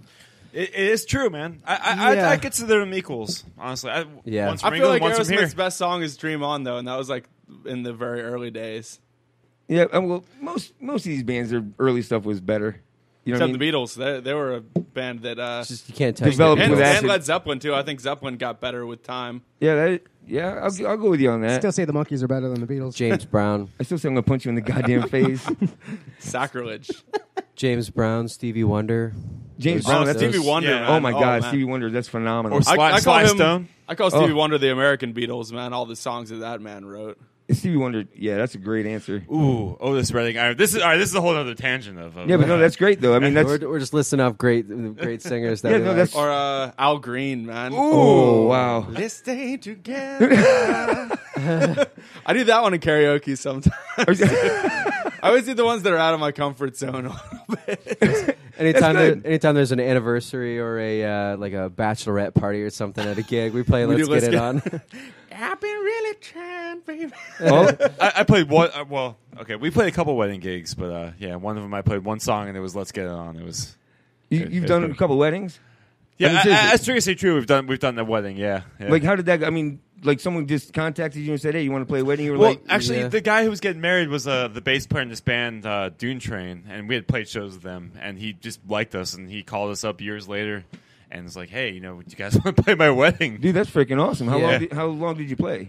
We played, like I said, 12 songs or something like that. It was we played only like a few two sets, I thought. A couple sets. It's more rather than us be your wedding band. We kind of said we'll come perform at your wedding. So you didn't say only not- 80s Billy Joel. Yeah, Exactly. Yeah, see, he called us because he knew exactly what we did, and he wanted that kind of thing. Did you see Stevie Wonder's new car? Neither did he. You're such a douche. You're stupid. It's not their fault, We're bro. going to That's break. that's It's why they're fine. on the other side of the freaking screen. There goes the music again. I guess it's time for us to take a break. Thanks, Smitty. When we come back, we will give you a couple stories about FLoridiots, and then we will close out, and these guys will tell you what they've been doing, where they're going to be, and whatever the hell else they want to talk about. How about that? Sounds good. Catch me outside. How about that? All right. Oh, Jesus Christ. I'm turning your mic I off did it, for the next bitch. segment. All right. Peace out. Also want to thank Tacos Gone Mobile for delivering us food today or providing food for us today. It was delicious. I would like to thank them too. Yes, Very thank good you. tacos. The guys like them. So check them out. They're at the University Mall. And what's the Fletcher address? It's on Fletcher somewhere. Just drive down Fletcher till you see a bus with some fucking Mexicans in it, and you'll find tacos. But it's Fletcher Avenue. That could be any block. More of us when we come back. Get listening to Open Mic Live.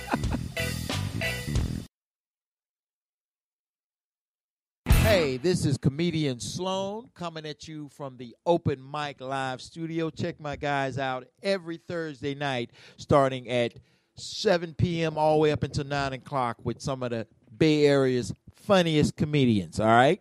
Peace out.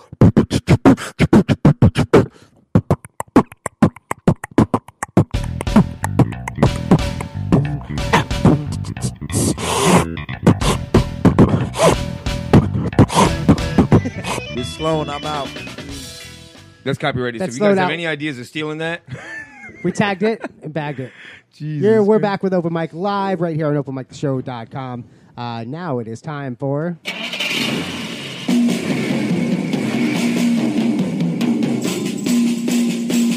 It's for the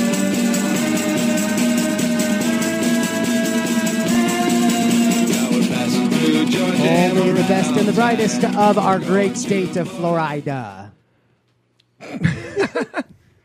So this segment is FLoridiots, where Mike pulls a couple stories about dumbasses in Florida. It makes you read them. And then I have to read them. It hurts. I just got to tell you that right now. And it hurts worse when I read them. So the first one comes from Tampa. Kind of comes from Tampa. Here's some interesting facts about Chuck E. Cheese's, where a kid can be touched. I mean, a kid. I guess it depends on which Chuck E. Cheese, come to find out. So a recent research found that last year alone, local Chuck E.'s have had the law called a total of 173 times. Wow. Wesley Chapel location 18 times, Carrollwood 38 times, St. Pete 56 times, St. Pete? and Brandon, don't move to Brandon, 61 times. Ouch. Cops were called for assaults, batteries, fights, disturbances, which I think the first three are all kind of the same, aren't they? Yeah. Assault, battery, and Basically, fights. Different flavors. Right. Like, if you're in a fight, isn't that assault? Different intensities of. Oh, is that what it is? Well, it's just more charges that could rack up. So if one doesn't stick, the other one can. I got you. So it's 19 things that they'll Stick 'em find. with the right. Yep. Stick 'em with the left. But so these other businesses had a total of 27 calls during the same period. So Chuck E. Cheese 173, these 27. Charlotte's Gentlemen's Club, Mons Venus Gentlemen's Club, the Penthouse, and Goody's Gentlemen's Club. So a place where guys are getting drunk with naked women. Almost naked. Pasties don't make them naked.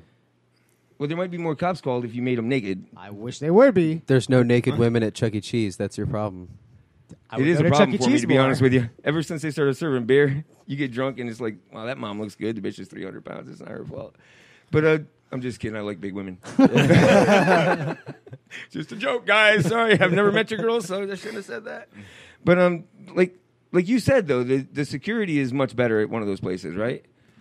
I mean, I think I chimed in with that one. Yeah, that was a great point. Sorry, guys. It's hard to keep up. You all sound the same. No, I'm just kidding. You're not Mexican. No. You're in the role, man. Just kidding. God damn it, Kona. This is a parody. Relax, everybody. So anyway, I mean, we went to Chuck E. Cheese before it was a problem like this. You know what I mean? And now they like ID you on the way in. You get little matchup tags. You know what I mean, like that, so that you make sure you leave with the same person you came in with. I mean, which it sucks, but it has come to that. Mm-hmm. Wow. I mean, what? I'm just surprised that it's come to that. It sucks, right? Isn't it strange? I mean, I'm surprised, but I'm not surprised. Right, I'm not surprised. Really, it's not shocking. It's just you can't wrap your head around it fully yet. You know what I mean? Because it really wasn't that long ago that it was safe to, you know what I mean? Safe to play places like that. You know what I mean? But people suck. But they're saying there's like more parents getting in fights with each other over like my kids playing that game next type of thing. Right. People are edgy around their kids. When it comes to their kids, people because they're the best kid Zero ever. tolerance, yeah. Because parents are assholes. The kids are having fun, chilling out, whatever, you know what I mean? And the parents are the ones that are pricks. Like going to a parent at a high school, sporting event. Oh, yeah. Or you give me a goddamn break. Relax, homie. It's okay. Oh, gee, what a wonder. Everybody wants the best for their kids. Well, I know, but if your kid sucks at something, you got to recognize that and move on. Nope. Right. Blame somebody else. And they will. Uh-huh. The referee or the coach for not putting them in. Mm-hmm. Oh, you guys don't want to lose? I mean, it's like, what the hell, bro? You know what I mean? If your kid's not good at it, and usually when that happens, the kid doesn't really want to play that goddamn sport anyway. That was always me. Oh, really? You played shit because you were... They always put me out in the right field. Just go chill out there. He's I was out like there practicing digging dirt and shit. Chasing grasshoppers. Don't hit it towards me. Chasing people around with night walkers and shit. Is that what they're called? See, I was still part of the generation where if you didn't make varsity, you didn't get a trophy. You know? Oh, that doesn't seem fair. I think everybody should get a trophy. I'm older than you are, and I got You know, trophies it's like- for all that shit when I was really bad. I just tried harder to the next season, and then I made it, and then I got the trophy because I wanted to win the trophy, not because it was given to me just because I signed up for football. You know Your what I mean? parents rock. They did something right because, your parents, you were raised properly, obviously. I'll tell them you said that. If they're not listening, then I don't care if they hear me or not. No. I never remembered the graduation thing. You graduating from pre-K and elementary and all of that. That never happened until high school. Now once you leave a district or whatever, like fifth grade, you graduate. Then you go to middle school, and then you graduate again, and then you go to high school. I don't remember that. I don't remember cap and gowns. Graduation for kindergarten? That's not a big... For kindergarten, no. I remember middle school. Yeah, I think, leading did we to high graduate school. from middle school? I don't think there was a ceremony or anything. I think it was just kind of like you moved on. Graduated. I Yeah. high school that. and college for sure, but Right, but like you're saying, now, though, they do have They have ceremonies it for kindergarten and I think elementary school. oh wow, Yeah, they're encouraging kids to continue. Right. Well, it goes along with, like you said, with everybody gets a damn trophy. I mean, that's not teaching you anything. It really isn't. You know what I mean? It's teaching you that you can do whatever you want and you'll be rewarded for it. Give me a break, bro. Well, the ones that didn't get trophies, they're like in charge of the country right now, and it's not doing great. They're not good at the other thing they're doing. So we'll see. We'll see how this generation turns out. We're not in charge yet. Yeah, they didn't get the trophy. Now they're vindictive. Right. But, well, I don't know. I wouldn't have wanted a trophy. That's a lie. I wouldn't have mattered. If I lost, I would have wanted a trophy. Whenever I got trophies for being in last place, I knew it was like a shame trophy anyway. Like I wasn't like happy about it. Right. You get the like purple ribbon for 10th Yeah, if place, you're still proud of that purple most ribbon, improved. so you're kidding no, yourself. that one goes in the drawer, and I never think about it again. Right. Yeah. You get a jelly wristband or something like that. I don't know. If I was the winner and the other kids got trophies that, just lost, I think I might just take them from them. You don't deserve that shit. Let me have that. This. Right. I won 2 trophies. Fuck off. So did you play sports or anything like that? Yeah, I was kind of athletic all through high school. Oh, really? Yeah. Well, I did track and field, I did cross country, I did basketball, and I did a little bit of football. Tall guys. Yeah, same here. I did basketball, football. track field, shot put. Shot put? Yeah. I was captain of the swim team. You didn't have the beard then, did you? No. Right. That's a little resistant. Yeah, these two went to military school for high school, believe it or not. Oh, so you were bad kids. Everybody says that. No, they were That's just, not what it they were was. just really clean cut. Yeah. Was that what it was? Well, you look at their IDs from back then, yeah. Holy. So is that why we went with the beards? It was like, I'm not doing that ever I grew again. my hair out for 2 straight years after I graduated from high school. Tim's hair was down to the middle of his back when I met him. Oh, really? Why did you cut it? It gets old. Lice? Living in Florida, man, with that hair. Right. Gets hot in Florida. Right. Shot put. That's weird. I've never met anyone that's actually done. I've seen it done. I don't have the endurance to run for very long, so I can run very fast for short periods of time, and that was all I was really good for, so I just did shot put. What's the trick to it? Because I've tried it. It's spinning. So you're a spinner. Building the momentum. You spin to get the momentum, and then all you're really doing is just extending your arm. I got you. So all this makes that happen. Yeah. Wow, that's pretty cool. So you had good balance then. I guess. So you'd have been good when you were rolling. We could back in those days. No, seriously, back in those days, guys. We don't do it anymore. Yeah. No, seriously. No, Sure. I'm fucking serious, guys. Yeah. Sure, we don't do that anymore. Right. Wink. I mean, I took 2 before we started the show. Can you tell? That's why we're having such a good time over there. Right, exactly. Did you put some in our tacos? He's like, I just. That's feel like why you fed us. So what was your? Oh boy, Jesus! Will you let me know before that? We have cameras. We have to snap shots with. So what was your favorite sport to play? I mean, what one were you best at? I still run to this day. I enjoy running a lot. It's kind of like my therapy time. But I enjoyed football, actually. I only played 1 little season of it, but it was a lot of fun. Probably because I didn't get hurt. Well, it's hard to do that from the sideline, bro. I see how it goes. Did you start? No, I didn't start. No. I So I was didn't start. right. Yeah, exactly. No, I was kidding. Pretty much. That's football. why I didn't get hurt, man. Right? No, I'm just kidding. Football's my sport. I loved it. Really? Yeah. What position were you? Linebacker and center. So He you were a linebacker and a center, and played basketball.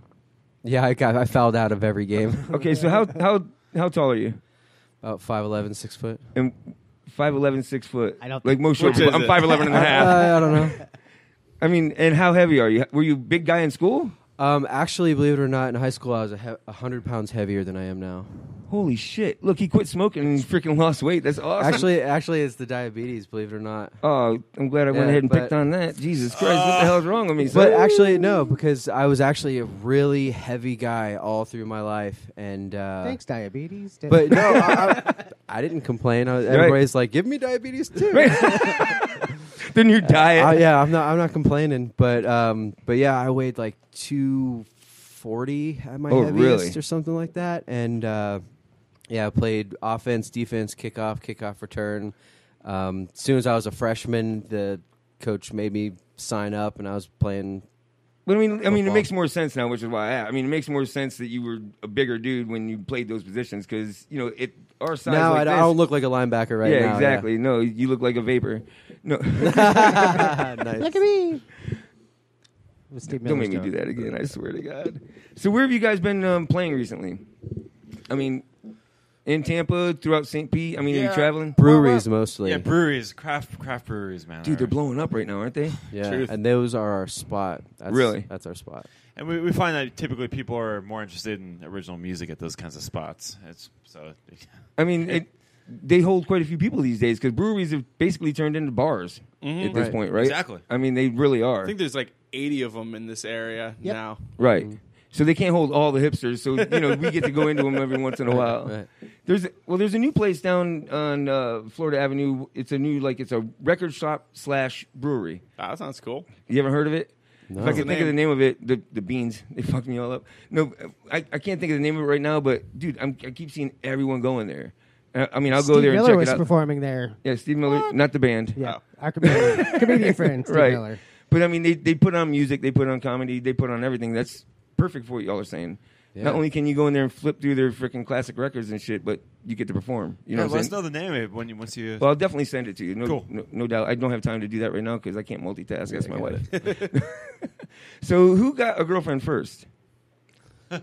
Well, what was it? Actually, when the band formed, Andy had one. Yeah. And he still does to this day. So he had a girlfriend when y'all lived together? Yeah. She was one of the roommates. Oh, really? Yeah. Along with my girlfriend, too. Yes, there were 5 of us in this 3-bedroom apartment. Holy at the crap. most. In a 3-bedroom apartment. It was a pretty big 3-bedroom, but with the occasional 6 that would come and stay with me, but that was temporary in those days. You ain't gotta lie to us, bro. It's okay. No, I really did get girls, man. I swear to God. It's not true what they say about bass players. Yeah, what do you call a girl on a bassist arm? A tattoo. Oh. Tattoo, there's a great sidekick. You don't know who that is? Fantasy Island? You never heard of that? The little guy. God, I got to stop doing. I keep forgetting. You guys you approach so much older than you are, and he looks fucking old as shit. So, it's the wizard beard. That's what. Ooh, I'll trick you with my beard. But so breweries, like we've been thinking about venturing out into breweries and doing shit. Microgroove, by the way. Microgroove. Oh, that's the name of it. Microgroove. Microgroove. Cool. I'll check it out. Hey, that makes sense, right? Yes. Microgroove. That should be easy to remember, but not with me. I'm going to forget it, too. We need notes. We need better notes, I swear to God. So we started wanting to venture out into breweries because that really is where everything's going. You got your podcasts everywhere. You got microbreweries everywhere. They're springing up, and they're willing to believe in local startups like bands and artists. And a lot of times you'll find local art on the walls, stuff for sale. Again, our friends in Resonated, they just had a beer made over at Mad Beach Brewing. That's what we're playing tomorrow night, too. And we're going to be playing there tomorrow night for St. Patrick's Day. Where's that at? John's Pass, Madeira Beach. Really? Yep. What's the name of it again? Go ahead. Tell. Mad Beach Brewing Company. Tomorrow night at Treasure Island, you said? John's Pass. John's Pass. Same shit, Madeira isn't it? Beach. Close by. It's a bridge away. Right. Exactly. What time? I think it's 7 to 11. Yeah, 7 to 11. Yeah. What time do you guys go on? Do you ever know that? It's a rough estimate, right? When you go Well, into a show? okay, yeah. When there's a multi-band bill, it can be up for depending on how the But we'll be playing the whole time. Yeah. Whether they like it or not. Yeah, exactly. The other band will be on stage. They'll be in the back slamming it out. You guys ever find that, like, when you do multi-bands, that don't name any names, but some bands can just be rude as shit? Oh, yeah, all the time. Like what do they do that's it's not like anything that you would say, oh, I'm never working with them again. But right. Sometimes you'd say, oh, come on. We try to, after a gig, we try to talk to each other and say, okay, what can we do to make it better, easier next time? We set up our stuff before we take it up on, like we preset everything before it gets on stage. Another thing I've noticed, sometimes drummers, they just start taking apart their kit on stage rather than moving the parts off the stage before you start tearing it down. I think a lot of that's just kind of amateur just moves. Like little amateur moves sometimes that you're like, well, maybe you won't work with them again. Maybe you will. Sometimes we'll change that about our own procedure because it made us angry. No, my perception of tearing down a drum kit would be taking it piece by piece off the stage. You're not talking about dragging the goddamn drumstick. Drum set. Like, what's the difference between tearing it down and like piecing it taking apart? all the cymbals off. Like and imagine taking the drums unscrewing off the the top stand. screw. Move the stand and then do that shit. Yeah, because you can move it off the stage. Yeah, in like take the 30 whole seconds, stand with maybe. the cymbal off stage, and then backstage you can unscrew the Fold top it and up. take it So off. the and next put it band in your can case. get up there and start. It's about being Exactly. punctual, man. It's like you take the stage on time, you get off stage with enough time for the next band. Be considerate, right? Yeah, Don't play over long sets. Sometimes you get the people that like they have like 3 minutes left. And they're like, we're gonna play one more song, and it's like a 10-minute Free song, ride, and it's right. like, and then that cuts into all the other bands' time slots. Or we'll even work it into our set where we'll make a shorter than we're supposed to be and have bonus songs at the ready and know where to insert them within the set so that we'll end shorter if everyone's running behind. But if we have enough time, we can put some songs in there just so that way. And Andy always has a clock on his pedal board, so we always end on time to the minute. It's that psychology bullshit. We never go over. Never? It's always to the minute. Yeah. Yeah, y'all need to get cockier. Y'all will hear more of that. We run a tight ship. Leaving them wanting more is better than playing over your time slot and making enemies. You know. Like, I know you guys always make a set list. You know what I mean? You play a playlist. You have it ready before each show. Depends on the show. We've played it by ear before too. Have you ever changed it in the middle of it? Oh yeah. Based on the response of a certain song. That's we might want to. That's what's going to happen tomorrow night if he comes to us. Any of these gigs where we're playing more than just one set, it's almost always just a mixed match of whatever I want to Yeah, Andy calls it usually. Now, when you play more than one set, what's that mean? You go up, other bands come up, and then you go back up? Is that what you mean? No, we play for 45 minutes, take a 10-minute break, play Oh, for another 45. I got you. So you really are the whole show. Yeah. That's awesome. Yeah, 4-hour show. You should be the whole show.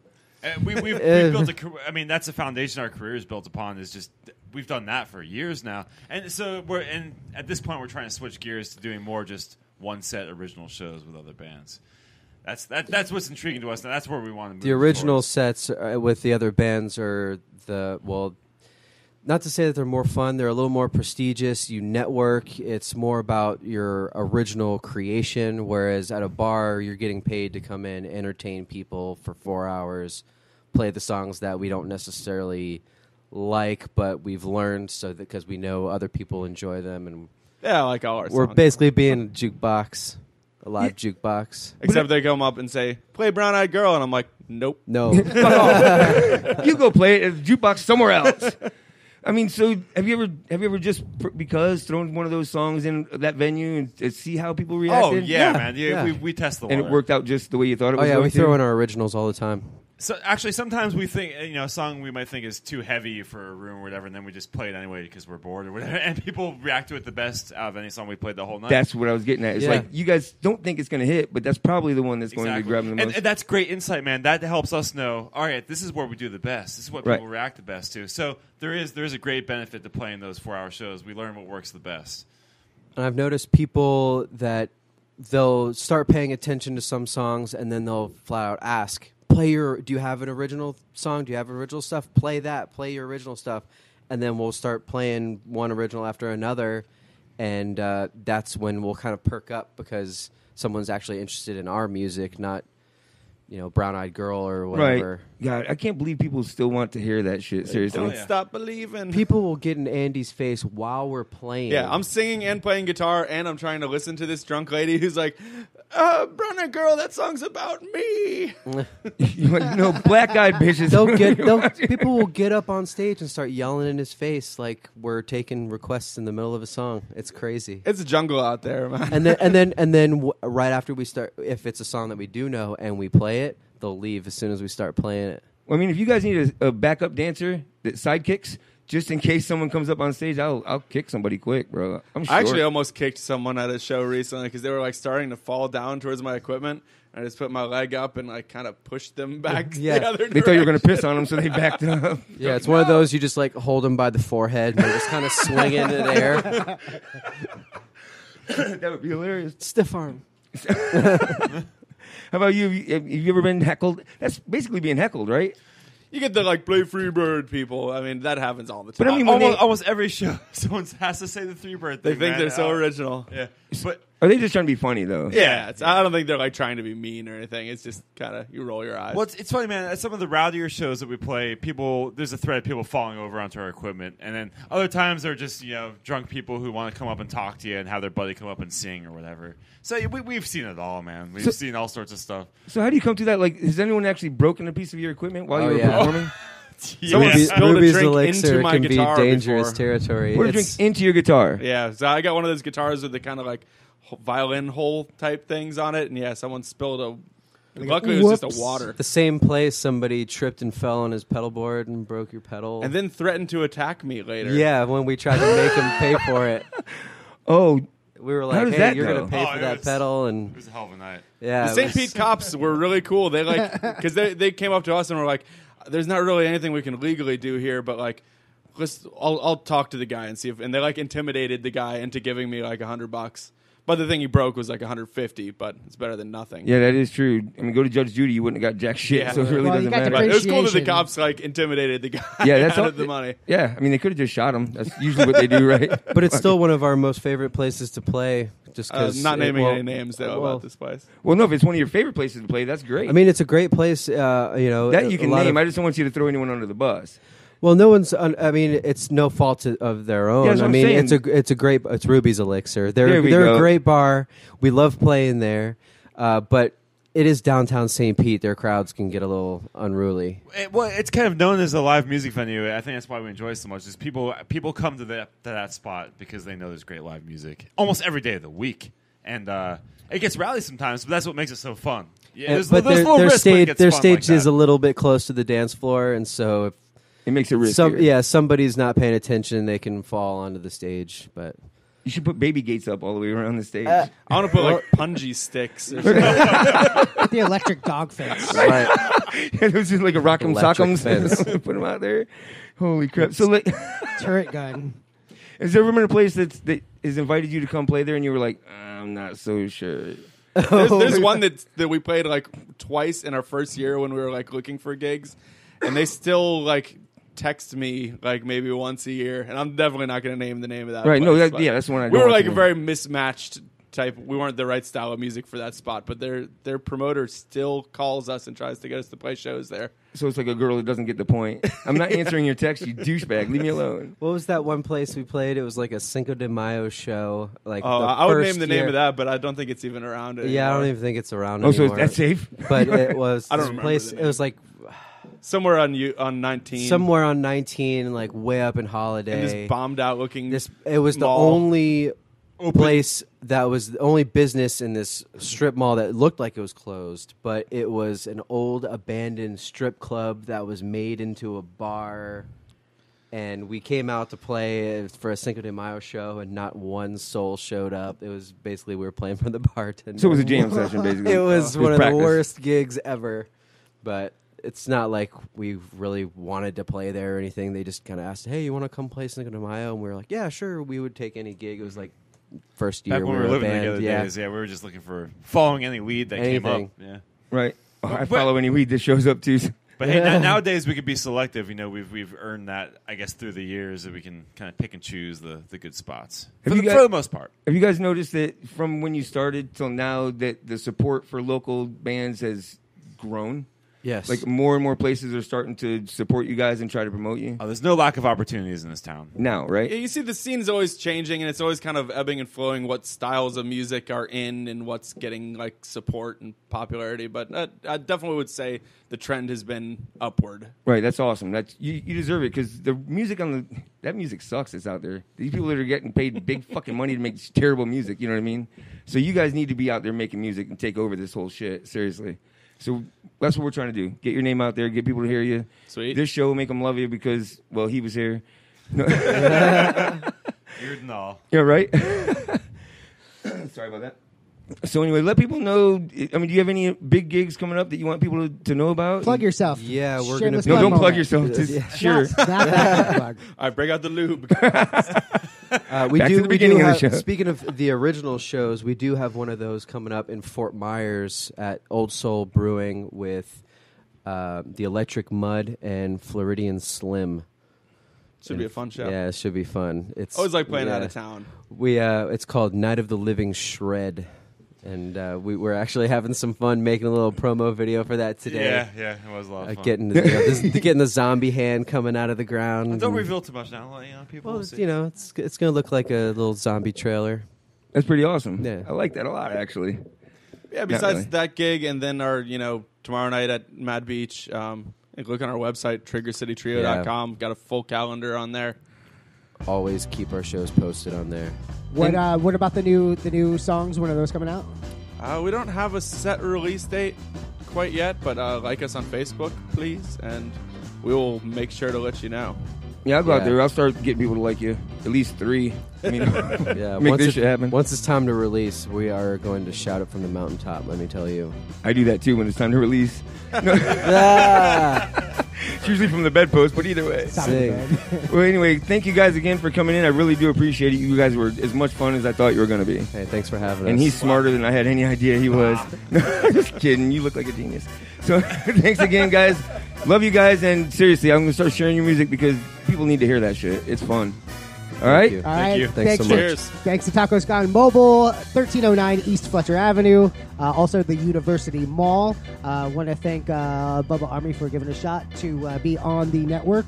Also want to remind everybody, what is it, April 1st, we're going to be at Pegasus doing the roast battle with Jeff Louise. And on April 15th, we will be doing the Beer and Brownies come together, hosted by Open Mic Live with Cam Bertrand, Elijah Hernandez, Jack Mantra, Kaminar, and closing out with G2P. Be there. Tickets are $5. All of the proceeds go to us. Bullshit. We don't get nothing. We got to pay the goddamn talent. Bastards. We'll be back next week with Cruel Curses. Tune in. Open Mic Live, 7 p.m. Be there or else. Or openmictheshow.com.